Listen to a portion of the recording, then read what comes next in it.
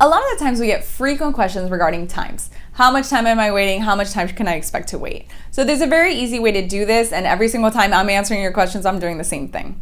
You're gonna go ahead and put on Google USCIS processing times. It's gonna lead you to a website, that's the USCIS website, where they actually provide current processing times for every single office and every single petition.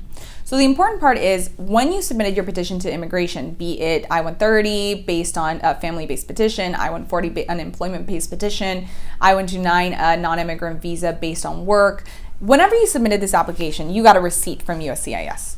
In the top left-hand corner, usually, it's gonna say the number of your petition. So usually you submitted a form, and the form is gonna start with the letter I, usually. So it's gonna say I-129, I-130, I-140, for example.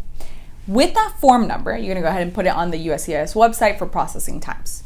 The second drop box is gonna ask for the office. On your same receipt notice, it's gonna say the name of the office. For instance, it'll say California Service Center, Vermont, Potomac, Nebraska, Texas. It'll say one of those service centers. So in the second drop box, you're gonna go ahead and select the office. From there, it's gonna go ahead and tell you what the estimated processing times for this office. For instance, it'll say, listen, if you submit an I-129 in California, the processing time based on this type is gonna be roughly 6 to 8 months, for instance.